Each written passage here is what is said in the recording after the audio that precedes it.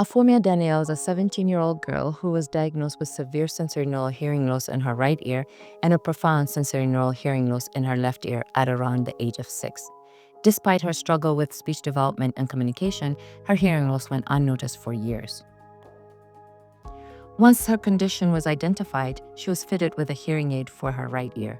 While this allowed her to detect loud sounds, it did not provide the clarity needed for speech development. Afomia used the hearing aid for 6 years before she had the opportunity to receive a cochlear implant at the age of 12.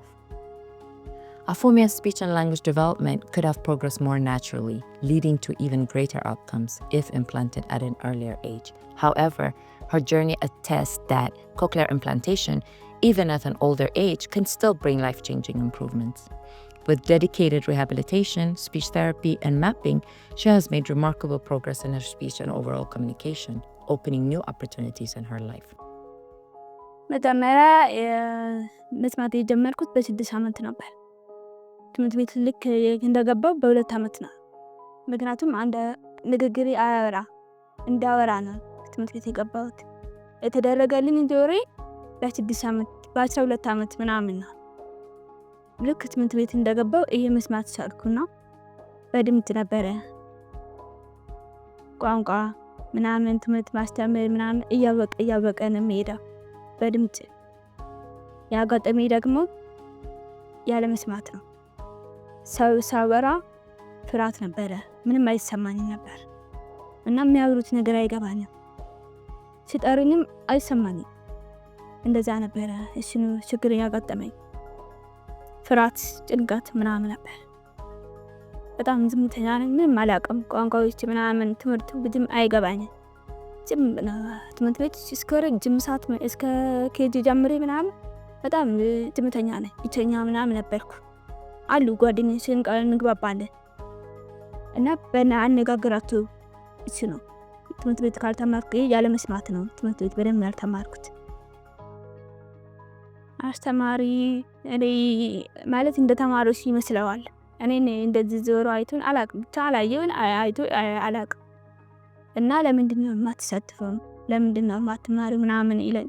ሁሉ ጊዜ ትምህርት ቤት በመቀመጥ ነው ምናምን እንደ ነበረ እኔን አያውቅኝ እና በጣም ተጨናነኩኝ። እስኪ ነይ ውጭ ምናምን ይለኝና ወጣሁት።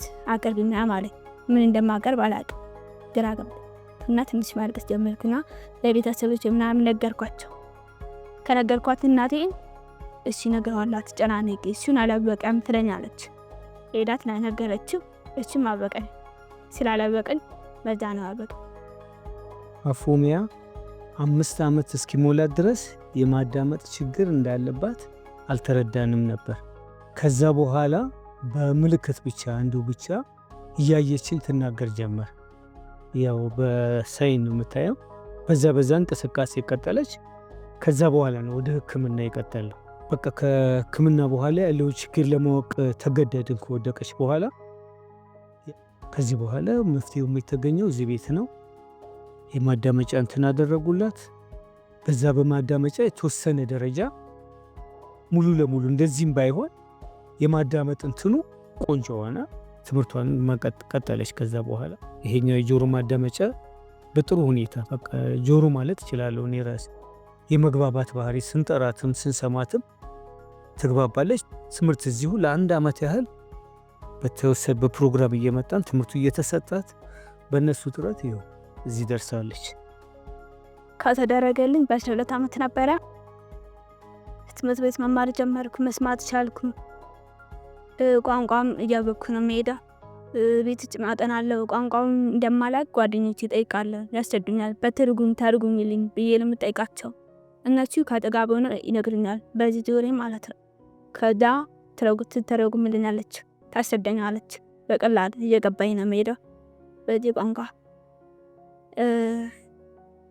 በድምጽ ነው ደስተኛ የሆንኩት። ቋንቋም ትምህርትም ከጓደኞች ጋር መግባባት ምናምን በድምጽ ነው። ሌላ በቃ ደስተኛ ነኝ። በጣም ደስ የሚል ነገር ነው። ከነሱ ጋር ስግባባ ደስ የሚል ስሜት ነው። በድምጽ ነበር የፈለኩት እና ደስ የሚል ነበር።